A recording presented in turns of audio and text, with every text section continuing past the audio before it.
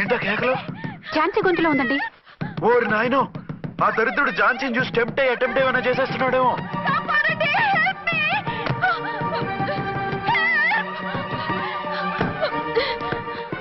ఏంటి ఝాన్సీ, ఏమైంది? మా ఆయన కిడ్నాప్ చేసి తీసుకెళ్లిపోతున్నారండి. ఎవరు? ఏమో తెలియదు, కాపాడండి. ఓరి నాయనో.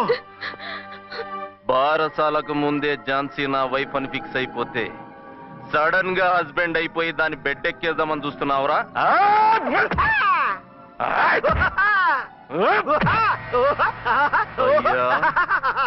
నేనింత సీరియస్ గా కొడుతుంటే వీడు కామెడీ లెక్కన అవుతుండేంది.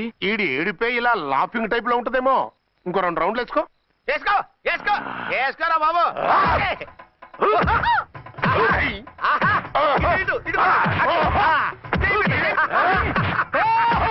రాయ్, మీరు కూడా వచ్చి తలిగియండి రా వీణ్ణి.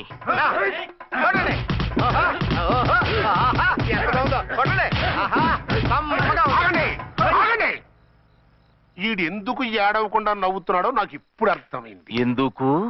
డల్ల పరుపు మందాన బ్యాండేజ్ చుట్టుంటే దెబ్బ ఎలా తగులుతుంది గదా సంగతి. గదే. రేయ్, కట్లు మొత్తం ఇప్పి కొట్టుర్రా వీణ్ణి. వద్దు కట్లు మాత్రం పొద్దు. ఏ లోపట బట్టలు లేవా? డ్రాయర్ కూడా లేదు. ఏం పర్లేదు, మేము మగాళివే కదా. ఇప్పండి రా. కట్టిపోతున్నారు బాబా. ఏంటిది? రక్షించండి సార్, నన్ను రక్షించండి సార్.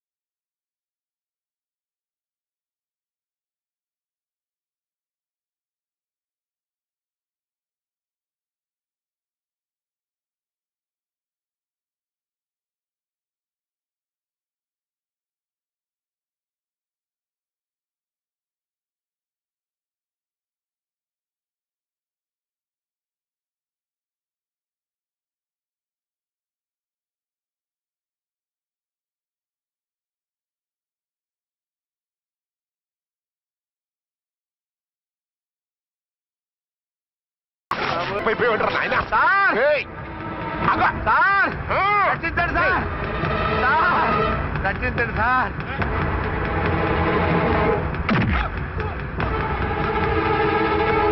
ఒక్క హాతికుందరై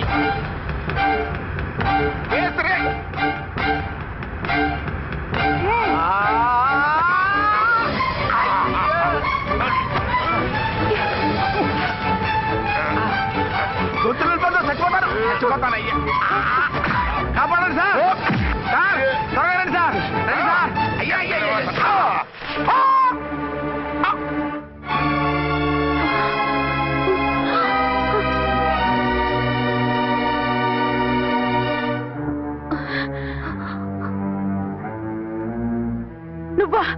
నువ్వు వేషాలు ఎందుకు వచ్చావు? నన్నెందుకు మోసం చేశావు? సారీ, నిన్ను మోసం చేసిన వీడి కాదు, వారు. మా ఆయన ఎక్కడా? బైబిల్ మొత్తం చదివి యేసు ప్రభు ఎవరని అడుగుతా వింటమ్మా. ఎంతకాలం నీకో మొగుడు ఉన్నారనుకుని తెగ మురిసిపోయారు. కానీ మీరు కట్టుకున్నది పంచుకున్నది ఒకే ఒక మొగుణ్ణి, వారే వీరు.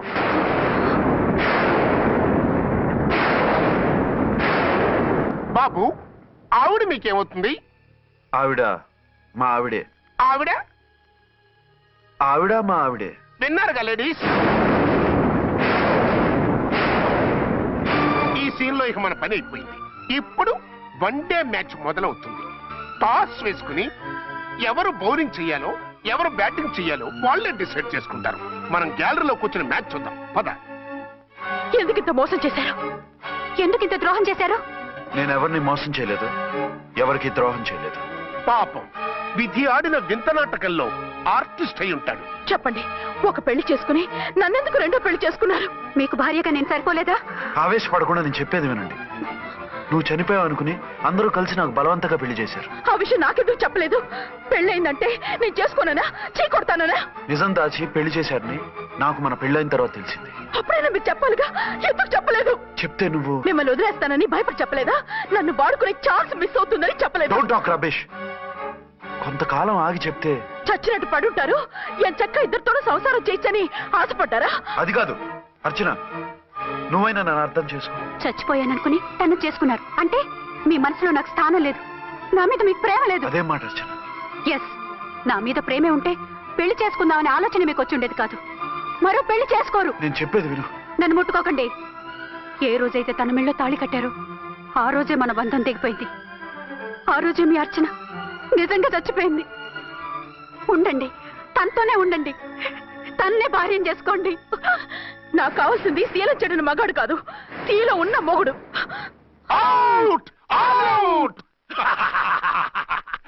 బంగారం లాంటి మా సిఐ గారి కాపురాల్ని నాశనం చేశారు.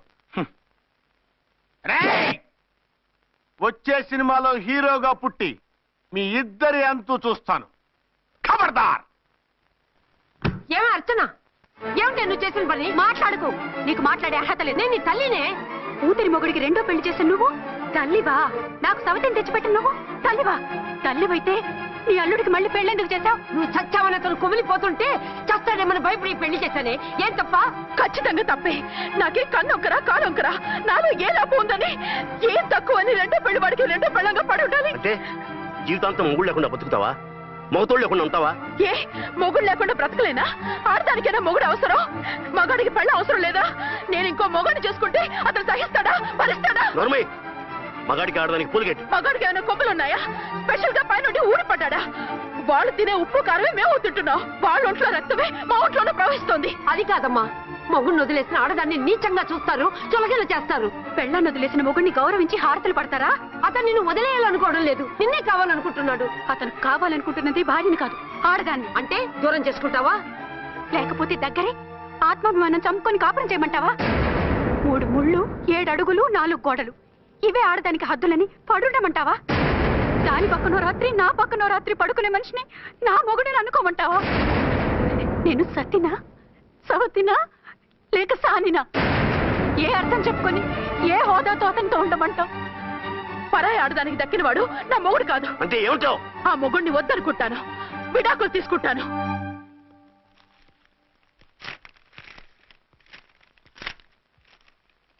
ఏమిట్రాది? లాయర్ నోటీసులు. లాయర్ నోటీసులు ఎవరు పంపారు? నీ కోడళ్ళు. దేనికి? వాళ్ళకి విడాకులు కావాలంట. నువ్వెందుకురా బాధపడతావు? సిగ్గు ఎగ్గు లేకుండా విడాకుల కోసం కోర్టుకెక్కినందుకు వాళ్ళు బాధపడాలి. నీలాంటి మంచి మొగుడిని దూరం చేసుకుంటున్నందుకు వాళ్ళు ఏడవాలి. మీసం లేని వాళ్ళు, వాళ్ళకి అంత పట్టుదల రోషం ఉన్నప్పుడు మీసం ఉన్న మగాడివి నీకెంత ఉండాలరా? వాళ్ళకి నువ్వు అక్కర్లేనప్పుడు నీకు వాళ్ళు అక్కర్లేదు. ఇంతకాలం నువ్వు చెప్పింది నేను విన్నాను, ఇప్పుడు నేను చెప్పింది నువ్వు వినాలి. మొగుడిని వదిలేసిన వాళ్ళకి మొగుడు దొరకలేమో కానీ పెళ్ళాం వదిలేసిన మొగుడికి 1,00,000 మంది దొరుకుతారు. నువ్వు మళ్ళీ పెళ్లి చేసుకో. అప్పుడు గాని జనం నేల మీద ఉయ్యరు. ఊహించుకుని పనిచేసింది వాళ్ళురా. నువ్వు వాళ్ళని మర్చిపోలేక జీవితాంతం నరకనుభవిస్తుంటే చూసి ఆనందించాలని వాళ్ళ ప్లాన్. నువ్వు మళ్ళీ పెళ్లి చేసుకుంటే ఆ కుక్కలు చెప్పుతో కొట్టినట్టు అవుతుంది. అంటే ప్రతీకారం కోసం పెళ్లి చేసుకోమంటావా? లేకపోతే ఇంకా వాళ్ళకి మొగుండని వాళ్ళ ఫోటోలు పట్టుకుని కుళ్ళి కుళ్ళి ఏడుస్తావా? ఒక్కసారి చేసిన తప్పుకే నరకం అనుభవిస్తున్నాను. మళ్ళీ జీవితంలో అటువంటి పొరపాటు చేయను. పోనీ చెయ్యని పొరపాటు చేయి, కొత్త వాడు చేసుకో.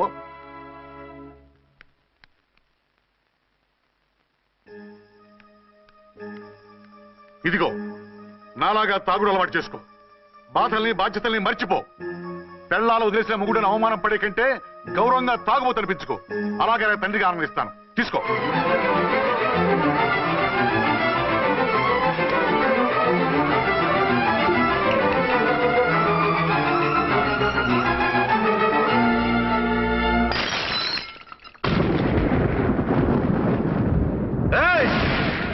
అర్చన, ఝాన్సీ, బయటికి రండి. అంటే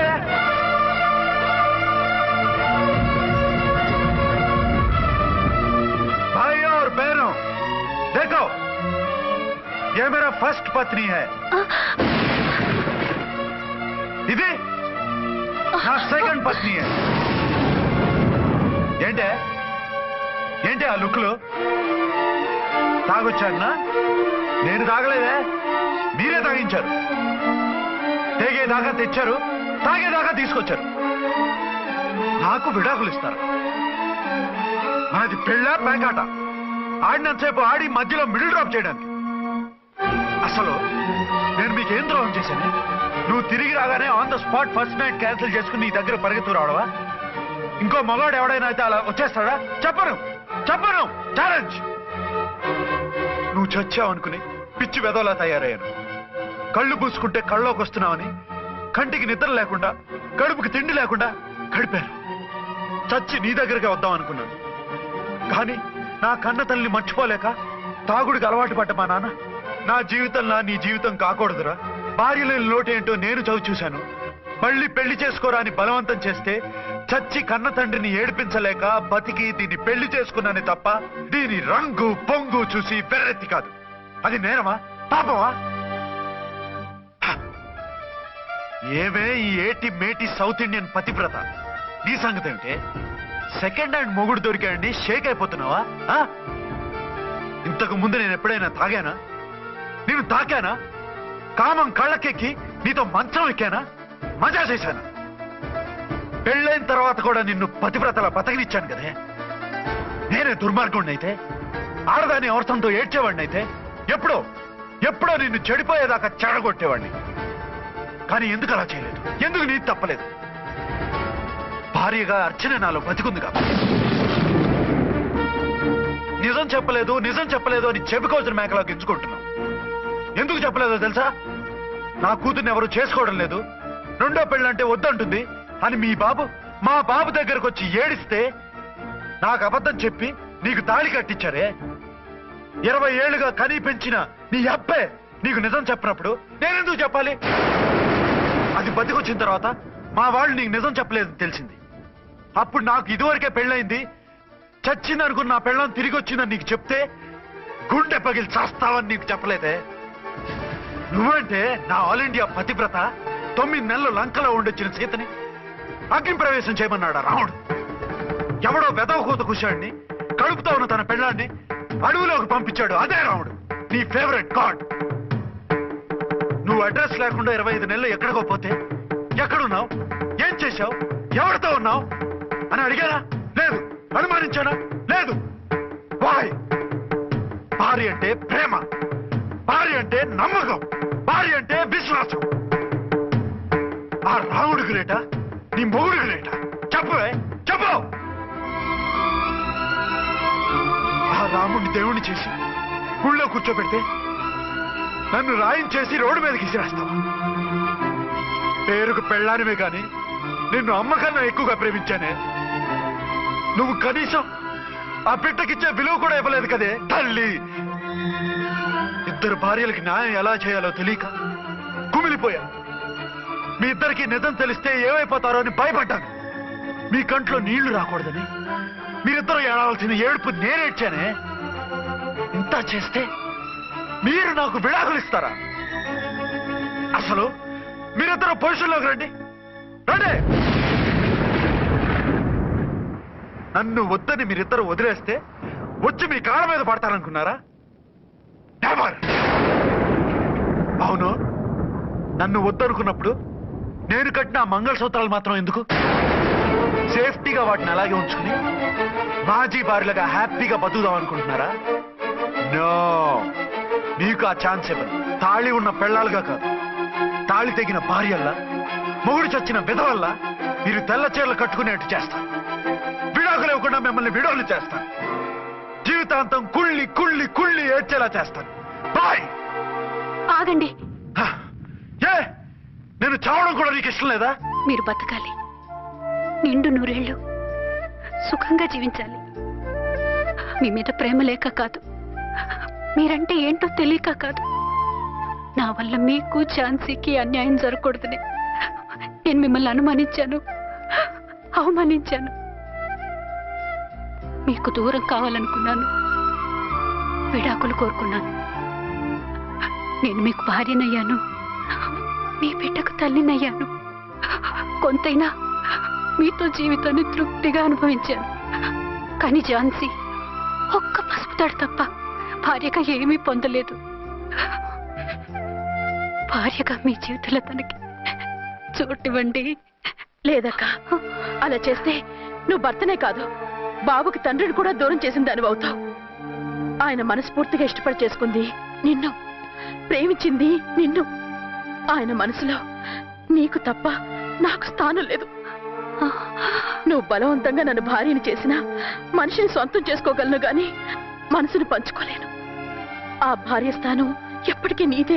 ఒకరి మీద ఒకరు ఇంత ప్రేమను పెట్టుకొని ఒకరి గురించి ఒకరు ఆలోచించి మీ జీవితాలని పాడు చేసుకోకండి. అక్క చెల్లెళ్ళలాగా కలిసిమెలిసి అతను సుఖపెట్టి మీరు సుఖంగా ఉండండి. క్షమించండి, నాకు భార్య అర్చనే కానీ ఝాన్సీ కాలేదు. అవునన్నా, ఆయన ఎప్పటికీ శ్రీరామచంద్రుడిలాగానే ఉండాలి. ఆ రాముడికి సీత ఒక్కటే, ఆ సీత అక్కే. మరి నీ బతుకు? నేను మళ్ళీ పెళ్లి చేసుకుంటాను.